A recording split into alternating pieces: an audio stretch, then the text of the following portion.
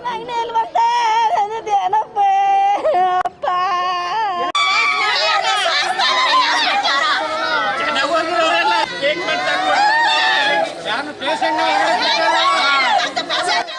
भास्कर में छपी एक रिपोर्ट के अनुसार हरियाणा प्रदेश में पिछले एक महीने में अप्रैल के महीने में 3800 लाशों का जो अंतिम संस्कार किया गया है वो कोरोना प्रोटोकॉल से किया गया है।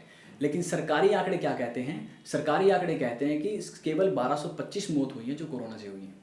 जब बात अगर जिलों की करें तो केवल गुड़गांव जिले में ही सरकारें जो आंकड़े छुपा रही हैं उसकी बात करें तो केवल गुड़गांव जिले में ही 112 मौतें सरकार ने दिखाई है जो कोरोना से हुई है। लेकिन यह आंकड़ा प्रदेश में सबसे ज़्यादा लगभग 1350 है। इसके अलावा हिसार में भी 112 मौतें सरकारी आंकड़ों में दिखाई गई है, जहाँ पे असली आंकड़े 157 हैं। कुछ समय पहले हमारी टीम ने जब हिसार के एक शमशान घाट का दौरा किया तो उस दिन वहाँ पर 17 लाशें जलाई जा रही थी उस समय, जिसमें और उसके बाद 3 लाशें और आनी थी, ऐसा वहाँ के कर्मचारियों ने बताया। लेकिन अगले दिन जब हमने आंकड़ों में देखा तो वहाँ पे केवल 12 लाशें दिखाई गई थी जो कि कोरोना पॉजिटिव जिनको जलाया गया था। इसके अलावा जब बात अगर फतेहाबाद जिले की करें तो फतेहाबाद में दैनिक भास्कर की रिपोर्ट के अनुसार केवल 85 लोगों की मौत हुई और 85 ही आंकड़ा दिखाया गया है। लेकिन आज से 2 से 3 दिन पहले जब हमारी टीम शमशान घाट के दौरे पर गई तो हमें नगर निगम के कर्मचारियों ने बताया कि वहाँ पे उस दिन उन्होंने 10 लाशें जो है कोरोना प्रोटोकॉल से जलाई हैं, लेकिन अगले दिन सरकारी आंकड़ों में केवल 7 दिखाई गई। इसके अलावा प्रदेश सरकार दावा करती है कि प्रदेश में ऑक्सीजन की कहीं भी कोई कमी नहीं है, लेकिन ऑक्सीजन की कमी से लोग मर रहे हैं। खबर जुलाना से आई है। जुलाना में एक सामुदायिक स्वास्थ्य केंद्र में CHC में एक लड़के की मौत हो गई।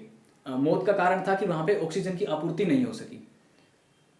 उनके परिजनों ने बताया कि लगभग 3.25 घंटे तक ऑक्सीजन के लिए मशक्कत करनी पड़ी, उसके बाद ऑक्सीजन सिलेंडर मिला, तब तक उसकी मौत हो चुकी थी। जबकि CHC के जो कर्मचारी हैं उनका कहना है कि ऑक्सीजन थी, लेकिन ऑक्सीजन का लेवल बहुत कम हो गया था मरीज का, जिसके बाद जिसका प्राथमिक उपचार किया जा रहा था उसी दौरान उसकी मौत। हिसार से एक रिपोर्ट सामने आई है। बेडों की कमी का जो मामले हैं, जो सरकार बता रही है कि बेडों की कोई कमी नहीं है, लोगों को प्राइवेट हॉस्पिटल्स में या सरकारी हॉस्पिटल्स में बेड मिल रहे हैं, ये सरासर झूठ दिखाई दे रहा है।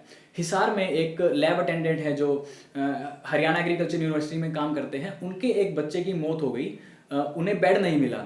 वो पहले सरकारी हॉस्पिटल्स में उन्होंने ढूंढा, अग्रोहा मेडिकल कॉलेज में ढूंढा, प्राइवेट हॉस्पिटल्स में ढूंढा, लेकिन उनको बेड नहीं मिला। हिसार के जो पार्षद हैं उन्होंने जैसे तैसे करके ऑक्सीजन सिलेंडर का इंतजाम करवाया, लेकिन उनको बचा नहीं पाए। परिजनों ने आरोप लगाया है और DC से भी शिकायत की है इस बात की कि हॉस्पिटल्स में बेड की कमी है और इस वजह से उनके बच्चे की मौत हुई है। इसके अलावा जो कोरोना के पॉजिटिव मरीज हैं वो मानसिक तनाव झेल रहे हैं। बहुत सी ऐसी रिपोर्टें अलग अलग जगह से सामने आई है जहां पर लोगों की मौत हुई है मानसिक तनाव की वजह से, या तो वो सुसाइड कर ले रहे हैं या फिर वो टेंशन की वजह से उनकी मौत हो जाती है। रेवाड़ी से एक मामला सामने आया है जहां पर रेवाड़ी में सिविल हॉस्पिटल में बिजली विभाग के एक कर्मचारी रहे थे जो SDO रहे थे, उन्होंने हॉस्पिटल की 3री मंजिल से कूदकर सुसाइड कर लिया। वो आज से 3 दिन पहले कोरोना पॉजिटिव निकले थे और मानसिक तनाव झेल रहे थे। हॉस्पिटल के 3री मंजिल पर जो कोरोना वार्ड है वहाँ पे उनको भर्ती किया गया था और उन्होंने लगभग सुबह 11 बजे खिड़की खोली और वो खिड़की से बाहर कूद गए। लोगों ने शोर मचाया, बचाने की कोशिश की, लेकिन उनको नहीं बचा पाए। एक मामला कर्नाटक के चामराजनगर से सामने आया है जहां पर कोरोना मरीजों की मौत हो गई, 23 कोरोना मरीज, और एक जो कि कोरोना नेगेटिव था उनकी मौत हो गई है ऑक्सीजन की कमी की वजह से। सरकारें दावा करती रही है लगातार कि ऑक्सीजन की कमी नहीं है, बेड की कमी नहीं है, लेकिन जो घटनाएं सामने आ रही है वो इस बात की गवाह है कि देश में मेडिकल सिस्टम है जो पूरा ध्वस्त हो चुका है। सरकारें झूठ बोल रही हैं और सरकारें मौत के आंकड़े छुपा रही हैं।